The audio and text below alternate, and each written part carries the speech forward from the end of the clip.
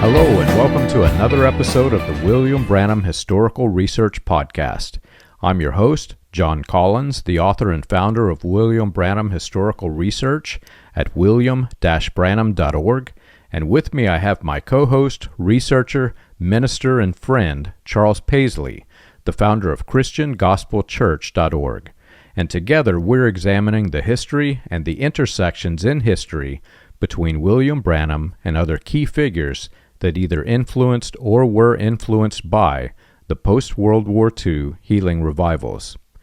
Charles, today is one of those fun episodes. I've been actually sitting here thinking before we're recording it how excited I am to record this one, because for me it's just incredibly fun. We were, as you know, cult royalty, and this may be one of those episodes, now that I think about it, where you and I may have a little bit of conflict, which is going to be interesting, because I was cult royalty, but I wasn't a minister, never have any inclination to even be one. But I got to see what happened outside of the churches. So I got to see, whenever we're going to an event or we're traveling, I got to see the people outside of the church, while the rest of the people saw them only when they approached the platform. And it was just so crazy interesting, because you have people who, I grew up with people who like to have fun. We did a lot of fun things, and the version of them that people see behind the platform isn't always what you see behind the scenes, if you know what I'm saying. I know exactly what you're saying, John. So message preachers, and I'm sure this goes all the way back to William Branham, they all have their own mythos. They all have this persona that the majority of people in the church think about them, based primarily on what they do when they're on the platform, right? Right. But when you get alone with these people and you spend time with them, talking to them, you find out that they are very, very different people than what they present themselves as in front of crowds. And this is almost universally true among message preachers that I have known. Yeah, and the same with William Branham, John. The same with William Branham. And in this episode today, we're going to dive in and start looking at his international tours, his overseas tours, I should say. And that's what we're going to start looking at today. And, if you listen to William Branham, it sounds like he made about 75 overseas tours. Yeah. But truthfully, there's really only four major overseas tours that William Branham made. And today we're going to look at the first two of those overseas tours. Funny side story I'll tell before we get into this, just because, again, this is one of those episodes that I'm going to have fun with, if you can't tell. I have another minister friend who has left the cult of personality of William Branham, and he grew up in one of these very rigid fundamentalist sects, very legalistic sects of the message. And he, as a minister, his version of himself off the stage was pretty much the same as the version of himself that was on the stage. So when he experienced for the first time what I'm talking about, he was just floored. Like, these are people who aren't walking the walk and talking the talk. You know what I mean? Uh-huh. He explained to me he was with a group of the brethren, and they were watching a movie in a well-respected, quite famous person in the message in their house. And the cult is against movies and television, especially back when this story happened. But he's watching this movie with them, and number one, he's just floored that here's this group of men who are blasting anybody with a television, who have a television in their home, and they're watching a movie. But not just that, it was an R-rated action movie. Oh, my goodness. He had never seen, I'm pretty sure he told me he had never seen an R-rated movie before.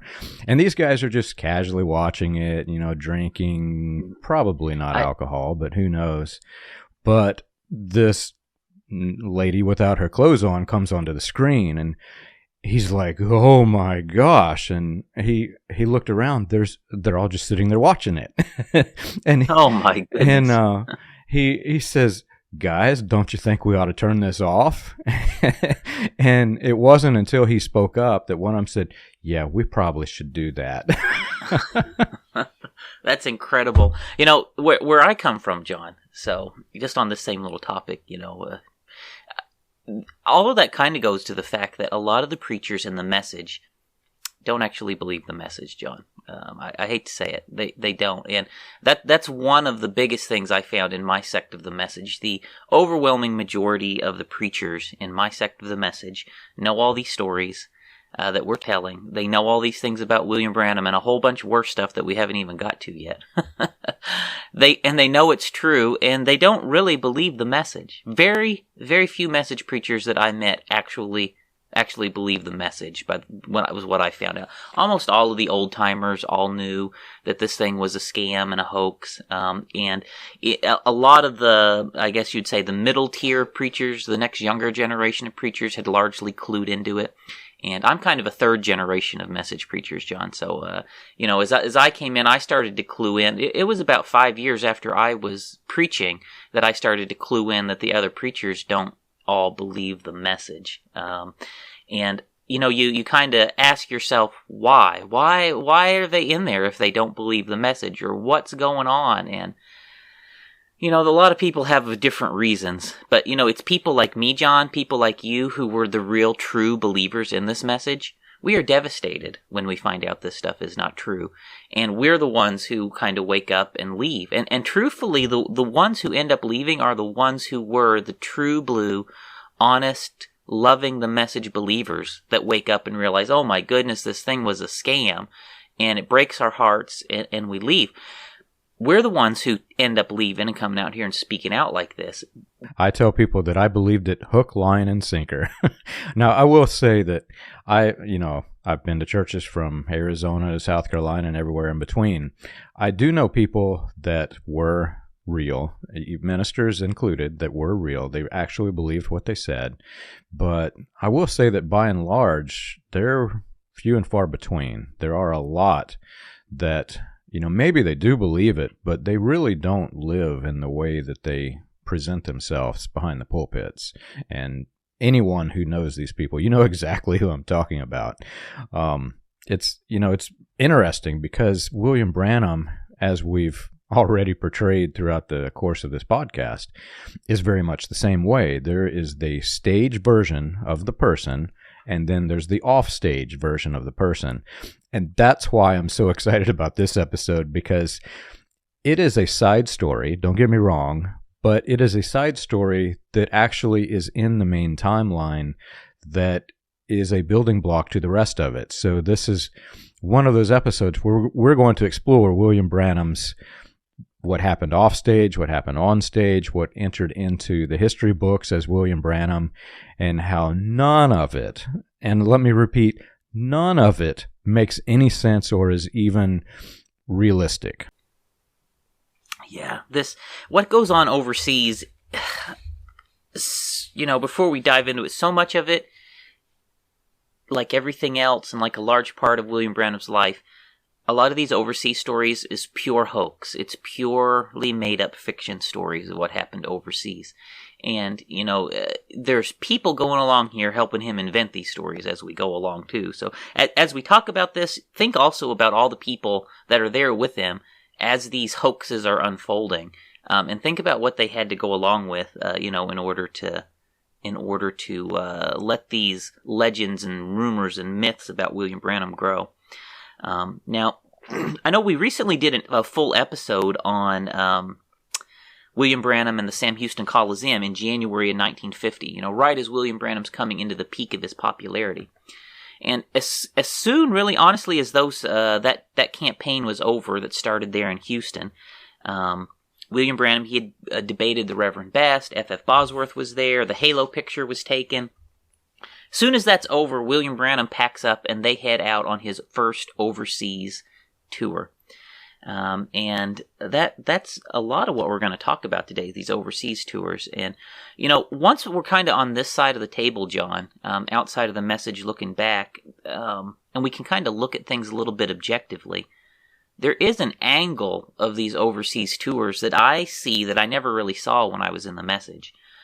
Because, in 1950, when William Branham went overseas, right after that Sam Houston Coliseum debate, We thought it's because he's so important and so popular and he's got such a great message, he has to take it to the world, right? That's kind of how we framed it. He was the prophet to this generation. He was the end-time messenger, and he's got to go out to the whole world to give the whole world an opportunity to hear his divine message. That's kind of how we framed up these overseas tours. But I think there's another angle to it, John. The truth is, I think things were starting to get hot for him here in the United States and Canada. The investigations were closing in on him in Canada and in the Pentecostal denominations.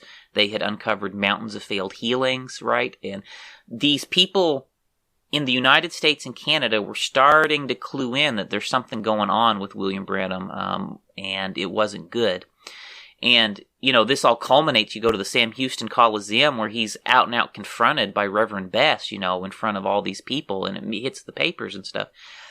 And I think him going overseas has a whole lot to do to get out of the kitchen because it's getting too hot for him. He needs to go somewhere where he's not known and try and let things cool off here in the United States. And I honestly think that was a large part of him starting to go overseas.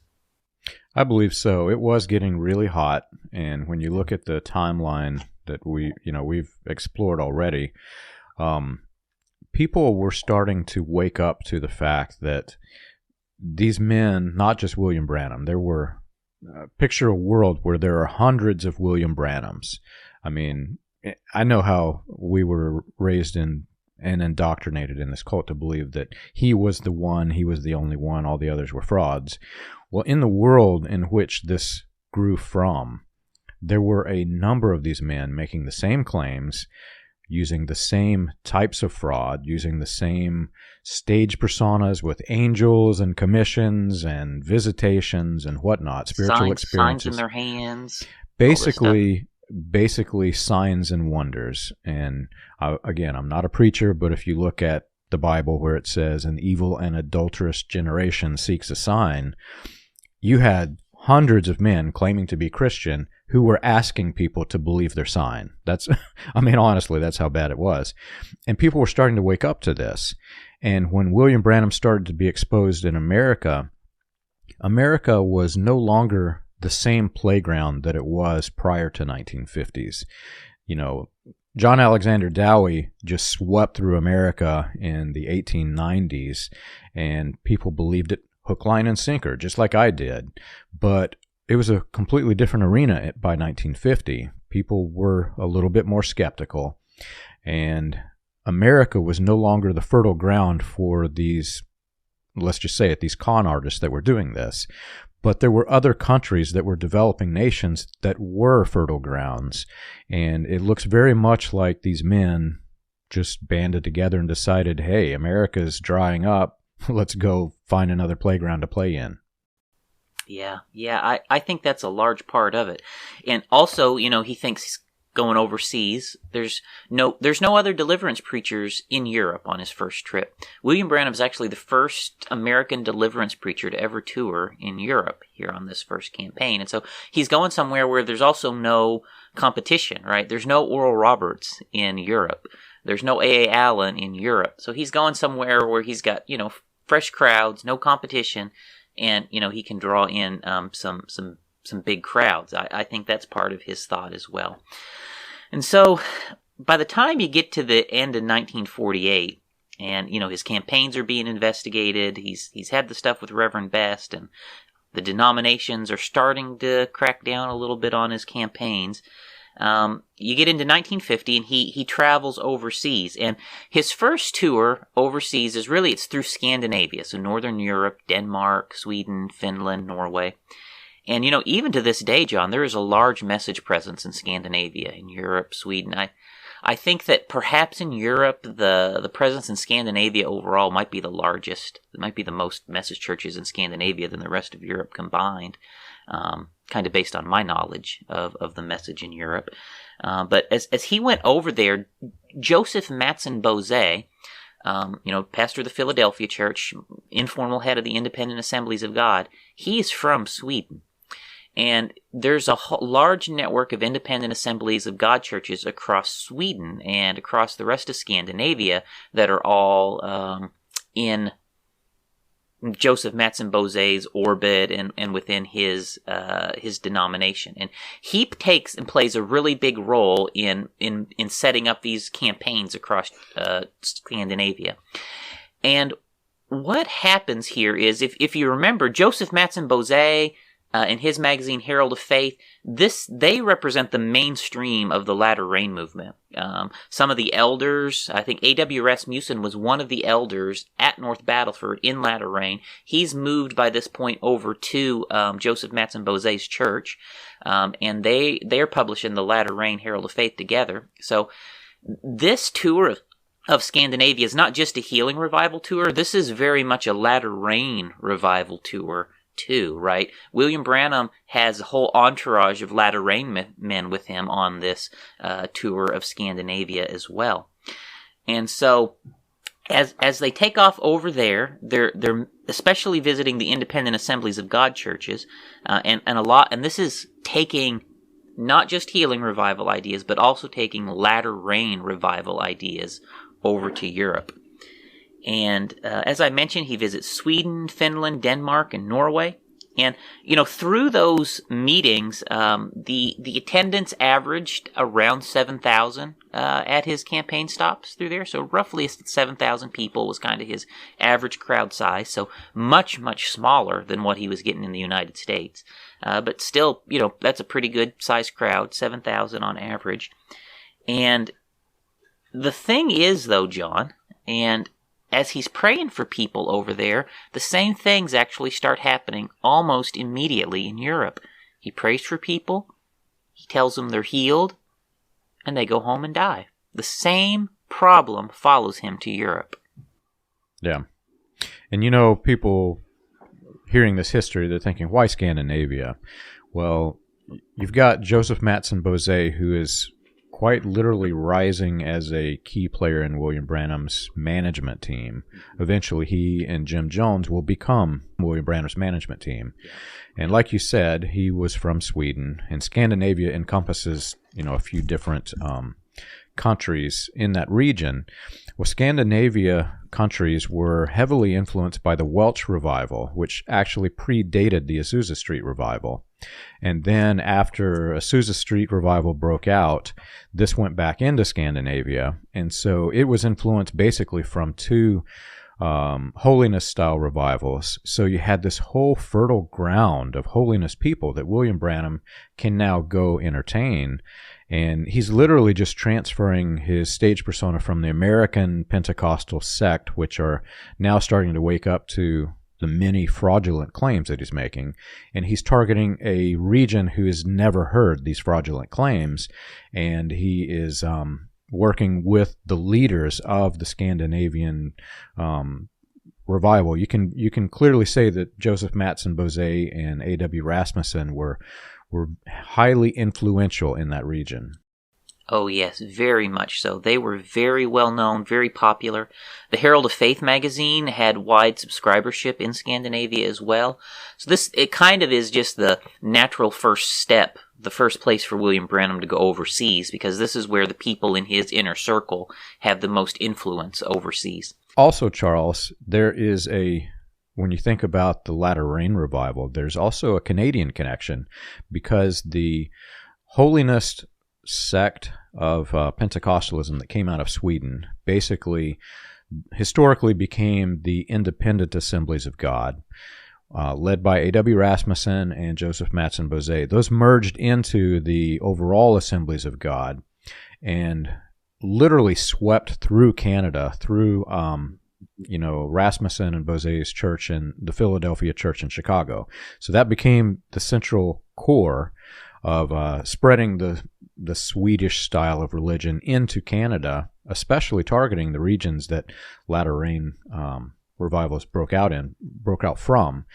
And there's this deep connection of those churches had affiliates back in Scandinavia. So when William Branham visited a church in Canada, especially these churches that we've mentioned that he is targeting, they will have told him about their churches back in Sweden and Norway, etc.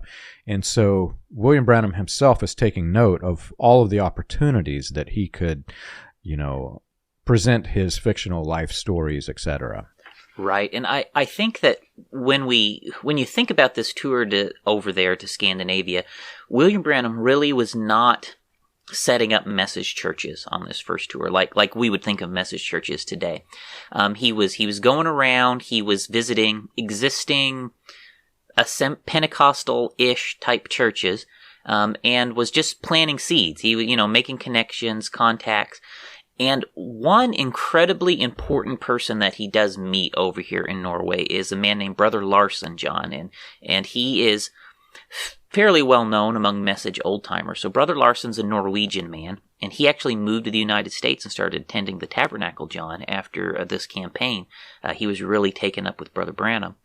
And so there is a Norwegian family at the Branham Tabernacle throughout all of these years up into after Brother Branham dies. And after Brother Branham dies, Brother Larson actually goes back to Norway, and he is very, very, very fundamental, John, in setting up a lot of the core message churches in Scandinavia, actually. So he goes back around a lot of those places that William Branham had toured while he's over there, and he starts really pushing the William Branham as Elijah component and starts forming a lot of the groups that we would know in Scandinavia today as message churches. So William Branham didn't really convert existing churches, but he drew people out who in the later years of his life and after he dies, they're going to go around and actually build out all of the message churches that currently exist in Scandinavia. Brother Larson was his name. And I think there's something worth pointing out there, especially for the psychologists that are listening to the show, interested in how all of these cults emerged from this latter rain movement. This wasn't a time when William Branham was building a cult. Like you say, he was not going into these churches and trying to convert them to the message, as leaders in the message today will tell you. He was, if you look back at the statements that he made during the latter rain version of the message, he's making statements like, everybody should join together. If they draw you out of their circle, draw a bigger circle and draw them back in. Literally, he's saying it is an inter-evangelical, interdenominational faith. And the primary theme during this time is that the overall church has become apostate. It has become apostate because of the Catholic Church, which we've explored in previous episodes was a clan agenda. And of those apostate churches, we need people to, come back to God. Stay in your church. If you're Baptist, stay Baptist. If you're Methodist, stay Methodist. Stay in your church. Look to God. Don't look to the church to save you. It is Jesus that saves you. He's saying, some really good things. I'll put it like that. It wasn't what you think until the later years. It isn't until the stage persona changes a few more times before we start to see him telling people, no, you should not be in a Baptist church. The Baptist it's a denomination, and the denominations are the mark of the beast. This isn't that time. This is the time when everybody's welcome. Be in your church. Stay where you are. But there were some very eccentric people, some very extremist versions of, believers in these churches that all just kind of congregated around this, and they kind of pulled William Branham in the direction of becoming what his later stage persona would become. Right.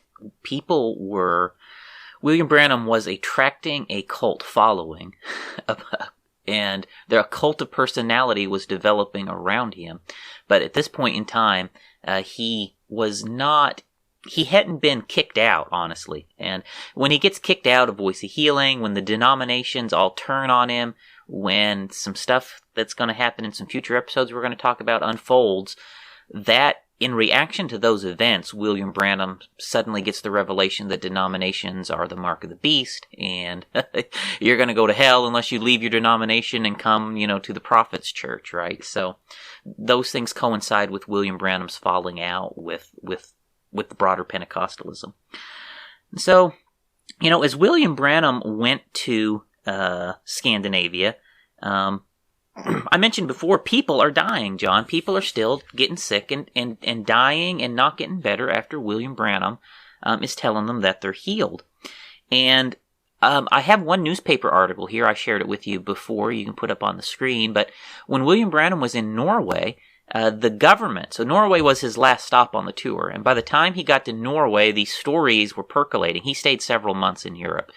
By the time he gets to his last weeks and he gets into Norway, the stories have been going around Scandinavia already that people are dying. People are abandoning their medical treatment after being told they're healed and dying. And so when he gets to Norway, the Department of Health, the Director of Health in Norway, bans William Branham from praying for the sick. And so they send the police, and they send police into William Branham's meetings, basically to shut down his healing lines. And, you know, in the message, John, you know, we always, I don't know how you framed it in your sect of the message, but we framed it like this. The devil hated William Branham and was trying to shut down his healing revivals. And these old carnal men of the world, they just hate divine healing, and they're desperate to destroy the prophet, and they don't believe in the supernatural. And we'll talk about all that stuff, but we won't talk about all the people who died, who caused them to send in the police to shut down the healing revivals, right? If you actually take a step back and look at it, the people that were shutting him down were the true heroes. They were saving lives by shutting him down. Yeah, and it really is something. And this newspaper article I've shared with you, it's in Norwegian, so I'm sure our average listener here is not going to be able to read what it says. But if you look through William Branham's scholarly biographies, they talk about these. And John, you have translated copies of these on your website as well. But the government in Norway shut down the healing revivals by the time he got to their country. And stopped what was going on, because the same things were happening in Europe that had been happening in the United States and Canada. People were dying. And I really wish the message preachers would be honest about this stuff and tell the truth about why these things were happening, but they can't, because it impinges so much on the legend of William Branham, you know. So they've got to frame it as it's just the devil trying to shut down his revivals. They cannot ever acknowledge that all these people died. It's something else. And there's another thing that came out of this first European, I should say another thing, multiple other things that came out of this tour. William Branham claimed that he did some really interesting things on these tours, John. Yes, he did. And I'd like to just talk about a few of these stories that William Branham told when he got back home. And now we're getting into the fun stuff. So he went to London. We'll talk about London in a minute. He went to London first. So he had a layover. He came from Europe. He landed in London. We'll talk about what happened in London in a second. But after London, he went to Paris before he then went on to Helsinki, Finland, to start his campaign. So he made stop in London and stop in Paris before he went to Helsinki. And maybe you want to talk, John, about what William Branham did while he was in Paris. Let's just take it into a parallel universe for a second. When I was in the message, I had to go on a business trip, and the business trip was Las Vegas. And anybody who is in the message sect who hears me say this, they're going to say, "Oh my gosh, what did you do? How did you feel?" I was mortified. Hope you're not there the day judgment falls, right? I've been there a few times too, John. When you go to Vegas, you're, dear God, let me get out of here before the day of judgment. Gosh, I remember walking to the hotel. I don't know if it's the same way now, but back then, you know, prostitution is legal, and they have like baseball cards of women with no clothes, and they're scattered, like they give them out to the people on the streets, and they scatter them onto the streets. So as you're walking into your hotel, you see baseball cards of naked ladies everywhere, at least whenever I was there years ago. And once I got into the hotel, I will say this: Las Vegas during the daytime is different than Las Vegas at the nighttime. So I'm an early bed, early rise kind of guy anyway, so it wasn't as bad as it could have been. But I will say that I was so terrified that I went to the business meeting, and normal business meeting, it could have been in, I don't know, Topeka, Kansas. It wasn't really anything risque. And then I went straight out of the conference center up the elevator into my room, and I just stayed in my room because I was terrified of this place I was in. And so I did not experience what a lot of other people would see in Las Vegas other than the baseball cards, which I'm going to tell you was pretty bad. And let's take it into a parallel universe. What if you and I were with a group of, I can't remember how many people were with William Branham. Let's say it's 20 other men. We're with 20 other men, of which many of them are organizing this trip, and they're homosexual. And you and I, well, we don't want to put ourselves in the William Branham state. Let's say that there's this other guy, and he's the William Branham of our fictional group. Multiple of those men are homosexual who are directly responsible for his meetings. In fact, one of the primary organizers of another trip, which we'll talk about later, was a avowed and very open homosexual. And let's say that these men were going into Las Vegas and they said, "Hey, did you know that Las Vegas completely changes at night? And they've taken away the filter. So instead of showing partially clad women, they're going to be women and men and lots of men, and they're all going to be completely without clothes. Let's go see them." Charles, would you go see them? My goodness, John. No. I have been to Vegas on business trips too, John, and I have to say the first time I went, it was like the scariest. It is like the scariest thing for a message believer. It's scarier than going to LA, when California's going to fall off, right? Absolutely. You go, when you get done, you go and you lock yourself in your room and you don't come out again until it's time to go home. Like it is, they proposition you on every street corner. It is the scariest place in the world for a message believer. Yeah. And no, you have to, you like go through those places with your eyes closed the whole time. Dear God, please don't let me catch a glimpse of something that I shouldn't see in this place. Like you're even afraid to lay eyes on a slot machine, in the message. We're pilgrims in an unholy land, Indy. And so I know exactly what it's like to have to be forced to go into those places, and the whole time you're trying to not even look at it. William Branham and them, what do they do, John? And people today won't even understand this unless I say it like this.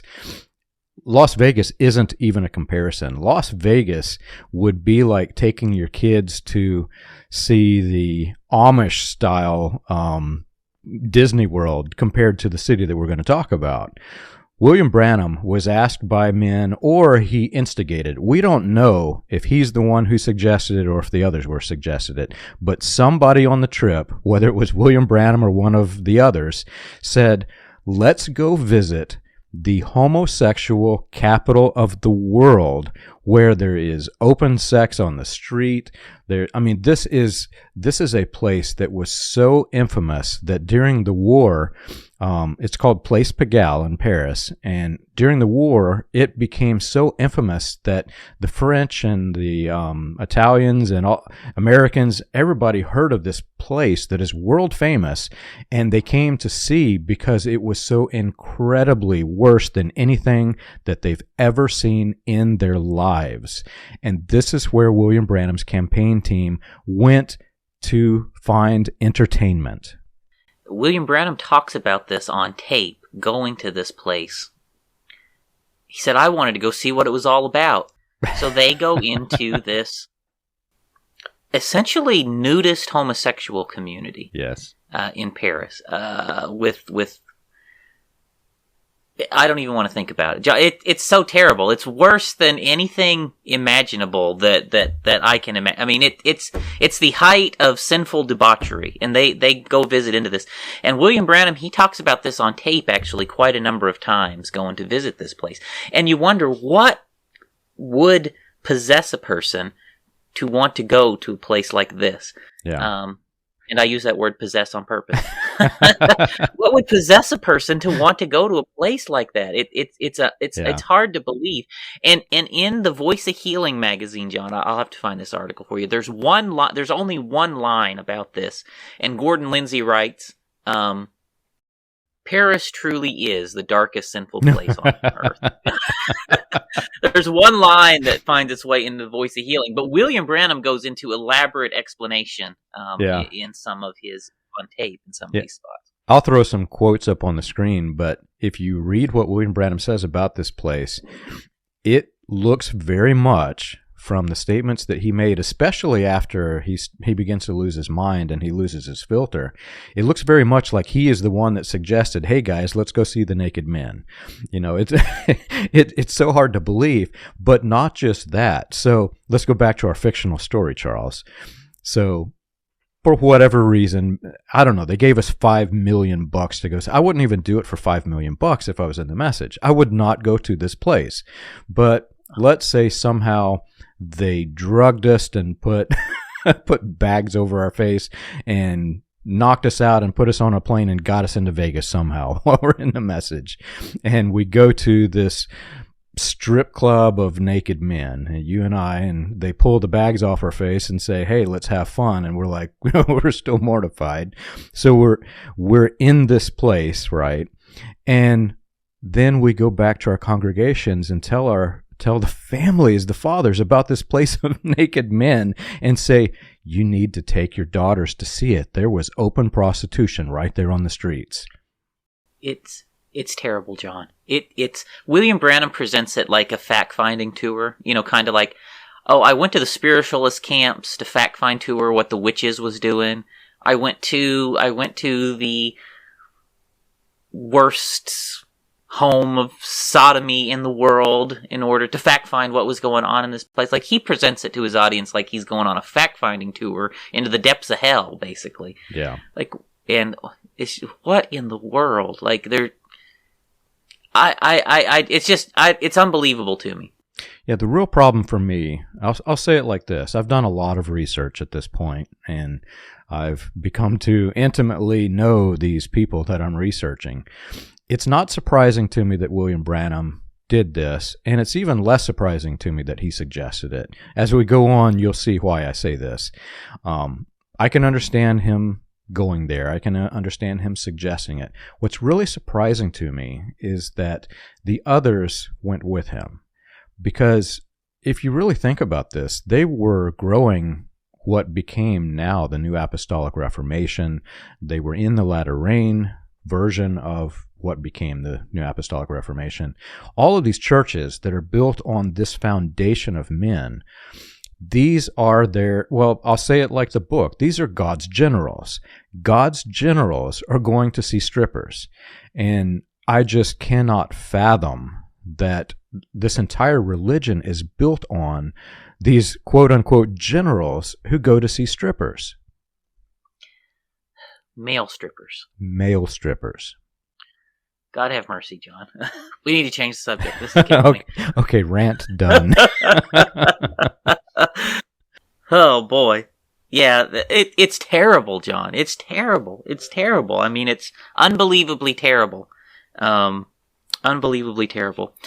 And so that is one thing that is true, seems to be true about William Branham's stories. So a lot of the stuff that happened over there turns out to be hoaxes. But God have mercy, that part was true, John. I think he really did go to the Pigalle. Yeah, you can tell whenever he tells a story and it changes over time, that's the fiction. But when he is consistent time after time after time, that's the real truth. And he was always consistent about visiting and why he visited Place Pigalle. So why don't we talk about maybe some of the stories next that he made up on this first tour overseas. And so before he went to Paris, he first stopped in London. And there's an incredibly famous message story. I'm sure not many people in the message realize he went to Place Pigalle, right? But everybody knows this story. He went to England and he prayed for King George, and King George got healed. Everyone knows that story in the message, right? Right. So, a couple days before he went to Place Pigalle, he went to Buckingham Palace and prayed for the King of England. And the king was miraculously healed, right? And he says this on tape quite a few times. And I got a quote here just to read it. You can put it up on the screen if you want, John. But in At Thy Word in 1951, he preaches, "Coming into Jeffersonville office, there was a cablegram from King George of England. It says, Brother Branham, I understand through my secretary that one of his friends was healed of multiple sclerosis. I desire you to come pray for me, and our Lord Jesus will heal me. And I know the angel which said to you, you're going to pray for kings and monarchs and great men. Oh, I asked him if I could go. And now King George of England is healed of multiple sclerosis. He's well. He is a well man. And in other quotes, he claimed he went to Buckingham Palace to actually perform the prayer and the healing. And so that's an amazing story, John, isn't it? I mean, if it were true, yes. It's fantastic. Healing the King of England is an amazing story. And William Branham told this story a lot. But unfortunately, it's a totally fake story. Yes. It is a totally fake story. And let me point out the problems with this, if it's not obvious to our listeners. The first problem is the King of England never had multiple sclerosis. Never. So William Branham went to visit the King of England and heal him of multiple sclerosis, but the King of England never had multiple sclerosis. So how does that work, right? How do you heal somebody something they don't even have? And he was a very, very sick man. I mean, the world, at the time William Branham is making these claims, they know that the king is very, very sick.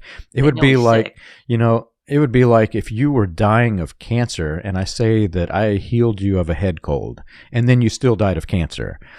Well, what good is that, right? Right. The king was terminally ill, right? The King of England was terminally ill. He didn't have multiple sclerosis, but he was terminally ill. He had lung cancer. So this would be Queen Elizabeth's father, is who this is. And he had lung cancer, and then he died from his lung cancer, right? And here's the thing. This is the pattern, right? William Branham says they're healed, and then they die, right? Right. William Branham says he healed the King of England, and only a few months later, the King of England dies from lung cancer. And so I'm pretty sure in William Branham's mind, he thought he healed him of whatever the real thing was. And I think there was a news story that had come out around that time that the king's health had started improving, right? I don't think they had actually told the public the king had lung cancer, right? Like that was kind of secret. The public didn't know what the king actually had. And he had an operation and he started to get better in the news. And I think William Branham's trying to take credit for this. He's getting better in the news, right? And so he didn't get better totally, though. He still died just a few months later, right? And so even if William Branham did pray for him, he died just shortly after William Branham claimed to heal him. But the thing is, it does seem to be a totally made-up story because everyone who was with him on the tour, there's not another single eyewitness account. People have went... you can't just walk into Buckingham Palace, right? Right. People have checked the visitor logs. They've checked the, royal correspondence that's public. William Branham claimed to have got a telegram from the King of England's private secretary, right? All of this stuff is tracked, in official records. There's nothing. This never happened. William Branham just totally made up the story of going to visit the king and pray for him. And the thing is, this is probably one of the highest profile failed healings, honestly, in William Branham's ministry. It's the highest. We're talking about the King of England. Yeah. And so here's the thing, right? William Branham said he prayed for the King of England. A few months later, the King of England died. Thousands and thousands and thousands of people know William Branham said he went and prayed for the King of England and healed him. Yeah. Thousands and thousands and thousands of people know that he died just a few months later, and William Branham gets away with it. I know, and what's really problematic for me, I've extensively studied these men, Gordon Lindsay, Ern Baxter, F.F. Bosworth. I can find some very troubling things about a lot of these men. Jack Moore is this unusual oddity. Jack Moore comes out clean in almost every trail that I go through.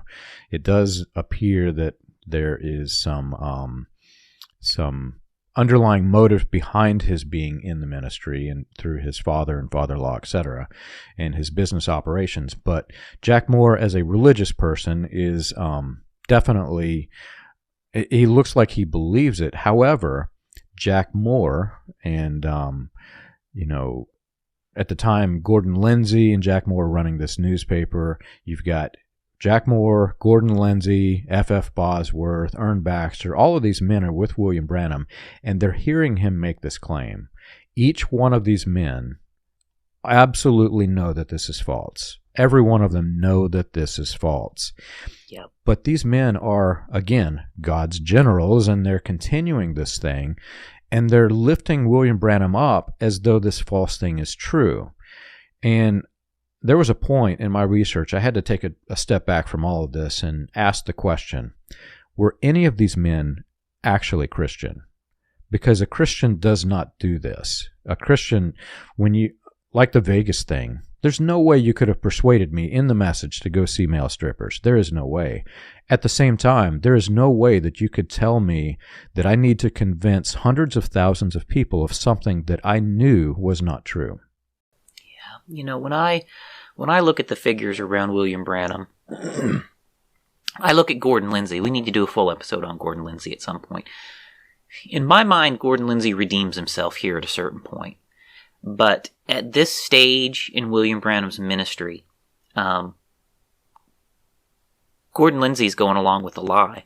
Gordon Lindsay's publicizing the lie, and Gordon Lindsay's there and he knows it's a lie. Gordon Lindsay was there. He knows William Branham never met the King of England. He was on the tour. And as we go through here, we're going to read a couple other examples. Gordon Lindsay knows beyond a shadow of a doubt William Branham is hoaxing, faking some of these things. Yet he publicizes it, John. And at a certain point, Gordon Lindsay, I do feel, redeems himself somewhat. But at this point, Gordon Lindsay's along for the ride at this point. The way I look at Gordon Lindsay, John, Gordon Lindsay, and I have a whole lot of sympathy for Gordon Lindsay, I'll tell you the truth. Because just like me, Gordon Lindsay was born into a cult. Yeah. And Gordon Lindsay was raised in a cult. And Gordon Lindsay spent decades of his life in a cult. And Gordon Lindsay was a preacher in a cult. And Gordon Lindsay got sucked up from one cult leader to the next. And I can relate to all of this. And at a certain point, Gordon Lindsay's going to wake up, right? And, of course, when you read Gordon Lindsay's official stories and stuff, they won't frame it this way at all to you, right? But at a certain point, as we get here, Gordon Lindsay's going to wake up and realize, oh, my goodness, I'm in bed with the devil. Yes, I'm in bed with the devil. Gordon Lindsay's going to wake up and realize this at a certain point. And he, in my opinion, he redeems himself somewhat in this stuff. So we can talk about that in another episode. But, as we look at this here, the King George story is made up, and the fact that he can tell this story to thousands of people, and the same thousands know the king dies. I mean, the King of England died. This is world news, okay? We just lived through the death of Queen Elizabeth, right? Right. There's not a single person in the world who don't know that Queen Elizabeth just died, right? Absolutely. The King of England was even more famous back then. There is not a single person in the world who did not know. Yet William Branham got away with telling people he healed the King of England. And then he died. It's unbelievable to me. And that actually speaks to me that there is some sort of thought control, brainwashing. There's something already going on all the way back at this point in time, John, that allows people to reconcile this and go on believing this after this incredibly high-profile failed healing happened. And here's the thing. William Branham kept telling the story after the king died. I know. So the king died, and years and years and years, on and on, all the way up, I think, even to the last years of his life, he's saying, I prayed for the King of England, and he was healed. That is one of the things that has convinced me after my research that there was a strategy. A lot of people look at this who aren't familiar with this history and they think this was accidental. William Branham just happened to do this, but this was a strategy. These sermons were recorded, which was unusual for the time. They were repeating and repeating and repeating false claims. And think of this, Charles. You and I had no idea that the king died.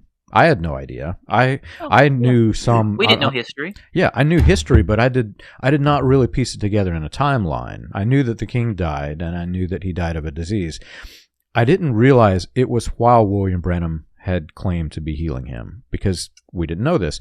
But we had these recordings, which was highly unusual for all of these ministers, and in this movement, right? That were repeating false claims over and over and over and over again.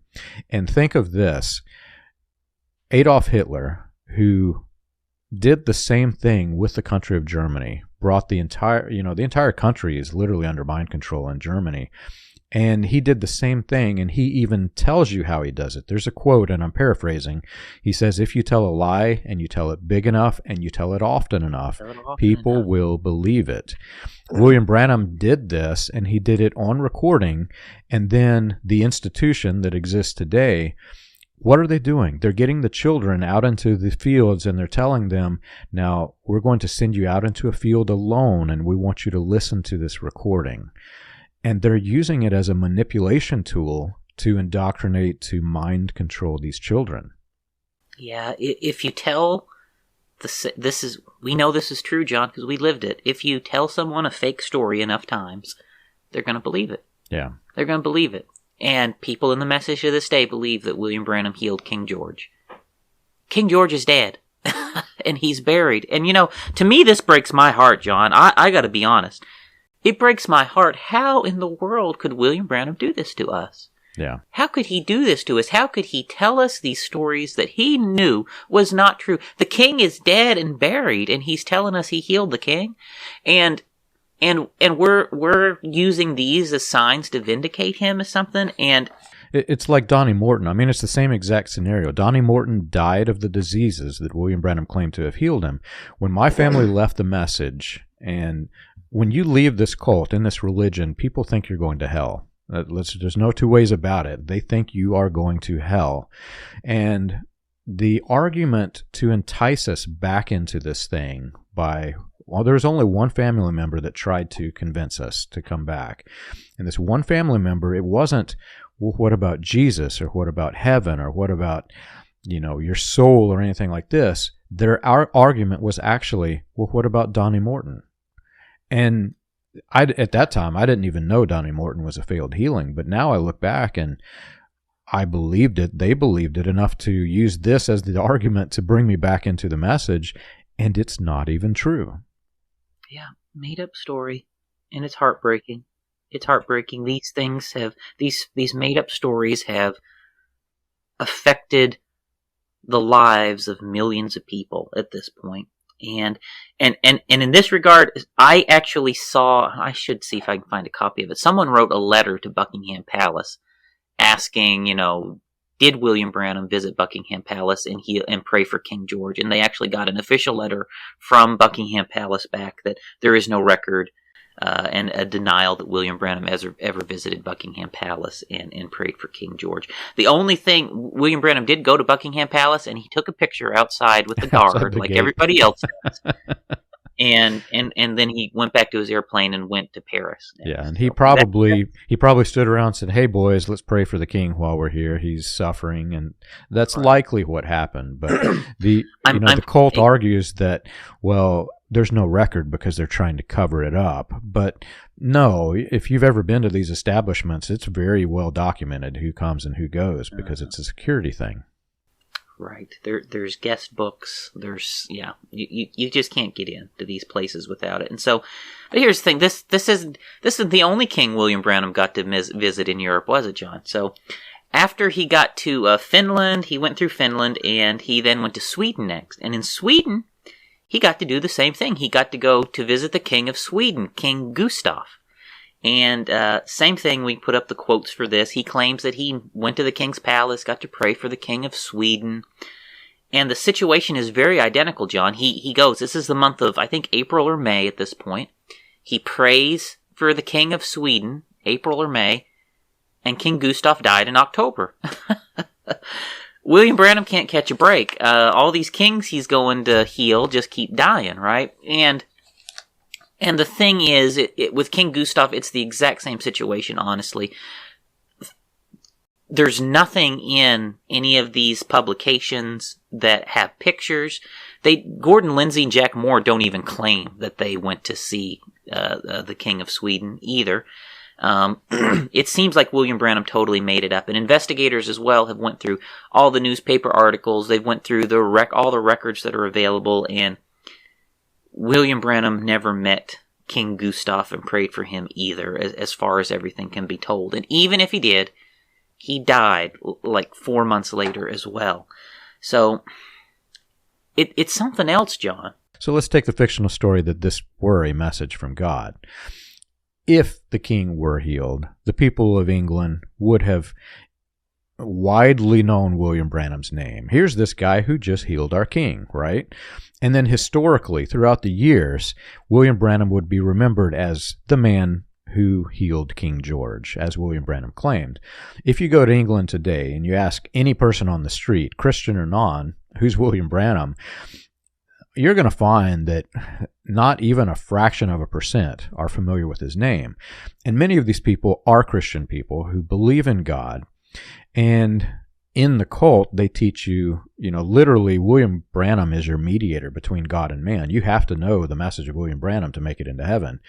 Well, these people have never even heard of him. And how are they going to make it into heaven if they've never even heard the man's name? It would be, in the overall Christian religion, you have to know Jesus Christ. You have to believe the words of Christ and faith in Jesus Christ. By faith are you saved through, by grace are you saved through faith in Jesus Christ. Well, in the message, it's by healing are you saved through William Branham. But yet none of these people have even heard his name. Right, and I think it's also worth noting that in his official publications that he shared while he was in Europe, and the publications that were made while he was there, he never mentions in any of those publications meeting King George or King Gustav or any of the royalty, right? Right. It's only after he gets back to the United States, right, and he gets a little bit down the road, and that's in the rearview mirror, then all of a sudden these stories appear.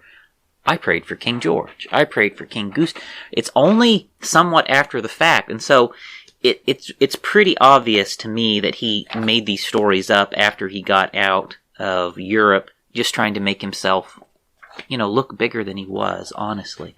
And it's very sad. It's John. It is like a knife in my heart finding out all of this stuff was a hoax to me in the message, and it still hurts to this day that that this stuff is a hoax. It's a hoax. It's a hoax. And it's killer. It's killer because these are the things that the angel said, you're going to go pray for kings. But he didn't. All of these king stories are fake. Every single one of them. It is really hard. I remember the years building up to my exiting the message, and I remember the early years after. And like everyone else who has done it, they will tell you this is the single most difficult thing that they've ever been through in their lives. I couldn't eat. I couldn't sleep. I know exactly what you're talking about.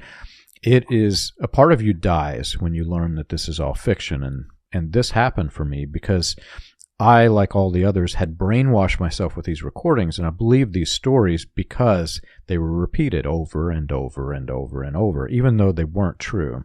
So it's really hard, Charles. Yeah.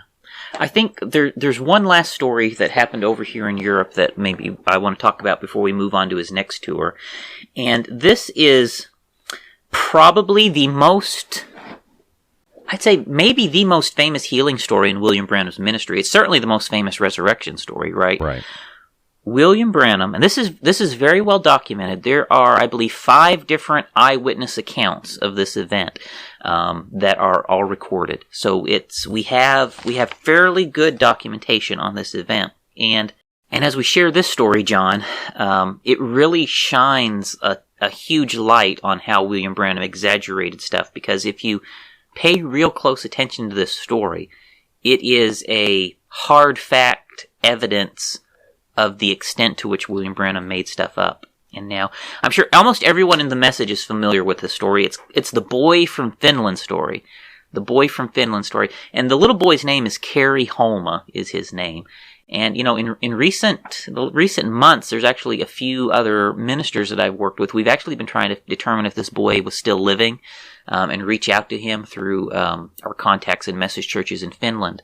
But to the best of our knowledge, the young boy has passed away by now. He'd certainly be in his 80s or 90s if he was still living. But his name was Kari Holma. And as you listen to this story, just pay attention. And this is supposedly one of the greatest miracles in William Branham's ministry. And There was a pastor from Finland named Reverend Soininen, and his testimony is recorded in the book A Man Sent from God. There's a copy of the testimony by Jack Moore, who is an eyewitness to this, in Voice of Healing. There's another copy of it from Gordon Lindsay. So there's multiple written eyewitness testimonies of this thing that happened. And if you want, you can get those eyewitness testimonies and you can read them, compare these things for yourself. But, John, you want to read the one out of A Man Sent from God? Just so this is Pastor Soinenen's testimony. This is his eyewitness account of what happened. Yes, Charles, and I'll preface with, I believe this story hook, line, and sinker. Even after leaving the message, it took me a while to grasp just how wrong this was, what they did to us. I first read this story and the conflicting versions in the book Legend of the Fall, which you're holding up. Legend of the Fall by Peter Deiser, and he mentions the difference in the stories, but it isn't until you put into a timeline and into the perspective of everything else that was fiction that you understand just how wrong this was. And I know where you're heading with this, so I'll read my version of the story and I'll let you take it from there. My version says, as we were returning from, and I cannot pronounce this name, Pujo, I guess it is, a terrible accident occurred. A car ahead was unable to avoid striking two small boys who ran out into the street in front of it, throwing one down on the sidewalk and the other 5 yards away into a field. One unconscious boy was carried into a car just ahead of us, and the other, Kari Holma, was lifted into our car and placed into the arms of Brother Branham and Miss Isaacson, who were sitting in the back seat. Brothers Moore and Lindsay were in the front seat with me. As we hurried to the hospital, I asked through Miss Isaacson, the interpreter, how the boy was. Brother Branham, with his finger on the boy's pulse, answered that the boy seemed to be dead, since the pulse did not beat at all. Then Brother Branham placed his hand over the boy's heart and realized that it was not functioning. He further checked the boy's respiration and could detect no breath. Remembering the vision, he asked Brother Lindsay to look into the fly leaf of his Bible and see what the vision said about a little boy being raised from the dead. It was discovered that the description of the boy in the vision was exactly like the boy placed in Brother Branham's arms. He then knelt down on the floor of the car and began to pray. Brothers Lindsay and Moore joined in prayer, too, that the Lord would have mercy. As we neared the hospital, about 5 or 6 minutes later, I glanced back, and to my surprise, the boy opened his eyes. As we carried the boy into the hospital, he began to cry. Jumping ahead a bit, he goes on to say, "The boy who is in my car, Kari, was dismissed from the hospital in just 3 days." Wow. So that's a pretty amazing story, right? I mean, and the majority of the people know about this story. Like I said, there's 3 eyewitness accounts. That is the account by one of the Finnish pastors, Pastor Soininen, and you can find that in this book, A Man Sent from God. Jack Moore has a printed copy in A Man Sent from God, and here, or in A Voice of Healing. And here's the thing: there is also a version of this story told by William Branham immediately after this happened. And the thing is, all of them at that time tell the story just exactly like you read it, John. Right. Just exactly like you read it. But when William Branham gets back to the United States, after they've left Finland, he starts telling the story completely differently. And I'm going to read from His Wonders to Perform, and this is a sermon where William Branham shared the story the way that I'm sure you and I and most everyone in the message knows the story. And compare this back to the version you read. He says, "At that time a little boy was lying down on the road below us, and after laying there for half an hour, our little party came down and found him." So first thing that's not true. They witnessed the accident happen right in front of them. He hadn't been laying there dead for half an hour, right? So there's the first thing he made up. And he says, "And people were standing around. The main man of the city, which is equivalent to the mayor in our nation, he was there. And I walked over to look at this little fellow and thinking about my Billy Paul back home." So again, in the original versions of the story, William Branham never even got out of the car, right? Right. Jack Moore gets out, picks up the boy, puts him in the back seat. And there's no crowd. There's no mayor. William Branham is making this up totally. He said, I walked over and I was thinking of my boy Billy Paul. And this is what William Branham does. He turns these into emotional stories and he kind of inserts himself in as he does this. And so again, this part, that part's fake. So the first sentence is fake, the second sentence is fake in this story. And then he says, and I'd been away from home quite a bit, and how would I feel if that was my boy? And how that little mother and dad was going to feel after coming to see their little boy laying there dead. Only a parent can have that feeling. I was so tore up. So, again, he's using this story to make his emotional connection to the audiences, none of which is true up to this point. Then he says, they raised the little coat off his face and let me see him, and I started to walk away. Remember, William Branham never even got out of the car. No. And something happened. I turned to look at that boy again, and the manager who was standing there. I seen it was the very description of the vision. And then the Holy Spirit began to move. There was 500 people there. Surely, with the assurance that God keeps his word, I could say to them, it's thus saith the Lord. That little boy will be on his feet and living in the next 5 minutes. Yeah. John, this is the part that really startles me, because William Branham is faking a thus saith the Lord here. William Branham never even got out of the car. There was no 500 people there. William Branham never, thus saith the Lord, this little boy's going to be living in 5 minutes. He is making this up, John, after the fact. And to me, this is the most disturbing thing here of all, is that he faked a thus saith the Lord when he would tell this story. Yeah. Then he goes on and he says, and when praying for that little lad and his broken bones, he was thrown 30 feet in the air. He'd been rolled under the wheels and slammed in the middle of the street with blood from his mouth, his ears, his eyes, no heartbeat for over 30 minutes. Again, William Branham is totally exaggerating the condition of this little boy. You can read the other accounts. This is not true. And then he goes, in 5 minutes' time, that little lad was jumping and racing around and praising God.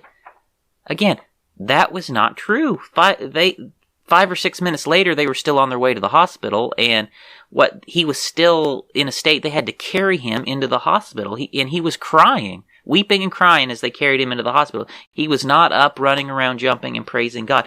William Branham just made this boy from Finland story up, and there's no way that you can take this version of the story that William Branham told. There is not a single word in this version of the story that he tells that is true. Not a single word. In your version, the boy was thrown. In my version, there was one thrown, and the one that they prayed for was the one knocked straight on the ground. Yeah. It's shocking, John. He would take, whenever a little something would happen, and this was a something. I mean, a boy got hit by a car in front of him, and they took him to the hospital. I mean, that is a dramatic thing, but he takes it and he transforms it into this totally fake, miraculous story. When the truth is, they hopped him in the back seat of the car, prayed for him, and dropped him off at the hospital crying and still had to carry him in. And he turns it into this, there was a crowd of 500 people and I got out of the car and prayed for him and thus saith the Lord, and he's up running around jumping. It's enraging, John. Yeah. It's outrageous. It is outrageous that William Branham would make up stories like this and fake a thus saith the Lord to us. Fake a thus saith the Lord, John. You've probably seen these movies where it's a detective show and there's this room filled with people talking, and you've got the man and the woman over by the wine coolers, and you've got the other guy who's sitting on at a table with another lady, and this detective's trying to picture what actually is going on in the scene, and visibly in the movie they'll take away one group of people and isolate. What they're doing is removing the noise from the scene, and they'll end up with just two people at a table and all the noise is gone, and the inspector sees, okay, these are the people that I need to investigate, etc. Well, the way William Branham's stories work, if you take away all of the changing details and remove all of this, what you're left with, the parts that are consistent are the ones that were burned into his memory. And when you take all of this away, you've been on a trip, you've seen a wreck, Charles. What wreck have you ever seen where there were 500 people gathered around it? Especially in in the location he's talking about here, where it's out in the middle of nowhere, where do you get these 500 people to place into this story? 500 people laying... Why didn't someone call an ambulance? Exactly. So when you take away all of the elements of this story, when you've got the detective who's in the room and they're removing all of the noise from the story, what you really end up with is they witnessed a wreck and they prayed for the boy. Simply put, that's what I get from all of these stories. They prayed for a boy, which was a good thing. Pray for the kid who got, if there were really a kid injured, pray for the kid. I get it. But why make up all of this stuff to go with it? Right. And here's the other thing too, John. William Branham is the one who pronounced him dead. William Branham's the one who took his pulse and said he doesn't have a pulse. Exactly. Yeah. The only reason they thought he was dead is because William Branham told him he was dead too. And remember, that's what he did back in Canada. He was telling people that back in Jeffersonville, I healed a man, raised him from the dead out of the morgue. And they ended up, after the investigation, it was William Branham who pronounced him dead. There was no official sign of death. So William Branham is adding these details to, the Kari Holma story. Well, we have the mayor who witnessed he was dead. Well, no, the mayor wasn't there. I mean, there were not 500 people there. No. And it's... when you read the true story, it's entirely possible that, we know William Branham made up the whole healing part of it that he told us, and the boy jumping up and stuff. Did William Branham lie about him being dead, too? Yeah. It's entirely possible. And so, if nothing else, the fact that he would fake a "Thus saith the Lord," right? And this is one of multiple fake "Thus saith the Lords" I'm aware of that he made up. It's, if a person has a habit of exaggerating fishing stories, right? Then you're never going to trust the size of the fish they catch, right? Right. Right. Like if every time they tell you the story, the fish gets bigger, right? I got a bigger fish, bigger. At a certain point, you realize, I don't believe nothing he says about the fish. I'm trying to picture William Branham as Pinocchio trying to hold that nose as it grows and grows. How much of that nose can you actually hold and still stand? And when you see that William Branham is exaggerating and faking "Thus saith the Lord's," and exaggerating and faking the miraculous, at a certain point you realize, just like you can't trust the size of the fish, I can't trust these miraculous things he's talking. I can't even trust his "Thus saith the Lord's" because he's making up "Thus saith the Lord's." Yeah. It completely undermines his credibility. And, that is so heartbreaking, John. I mean, it still breaks my heart to this day. And I'm not the one here destroying William Branham's credibility. William Branham is the one who chose to tell all of these fake stories. William Branham is the one who chose to do this to himself. And, and people get angry because we point this stuff out. But I would be an absolute fool to put my hope and trust in a man who would exaggerate and fake a "Thus saith the Lord." You have to be an absolute fool to put your trust in a man who would lie to you about what God said. Yeah. It's incredible. It is incredible. I've got to say, though, Charles, I'm going to take it a different direction. I'm having so much fun with this episode. I'm thinking that we need to keep going. And I'm looking at the clock, and we've already gone over our hour. Let's break this out. We haven't even got through the first tour. Yeah, we've not even got through the first tour. I think we need to tell more of these stories because I'm going to be honest, this is probably the most fun I've had in a podcast. So let's table these stories for now. Let's pick back up in the next episode, and let's just keep going because, again, these are things that people have never heard in the message. A lot of them have never heard. And my family knew it. I don't know about you. I don't know whether you knew. I can assure you Raymond Jackson knew it. Oh. All of these ministers know these things that we're telling you. They all know it. Think of this. They do. They've got... That's how I found out a lot of them. They told me. They've got one job, Charles. One job. to know the prophet, to know the message, to know the history. That is what these people are paying them for. And in their churches, they collect 10% tithe. Every 10th person is a salary. They are paying. If you've got 500 people, think they could do the math. Think of how many salaries they get paid to know these things that we're telling you, and then they don't tell you. So let's pick this up in the next episode. If you've enjoyed our show and you want more information, you can check us out on the web. You can find us at william-branham.org and christiangospelchurch.org. For an overview of the historical research of William Branham and the healing revivals, read Preacher Behind the White Hoods, a critical examination of William Branham and his message, available on Amazon, Kindle, and Audible. Join us again next week. We've got a great episode coming.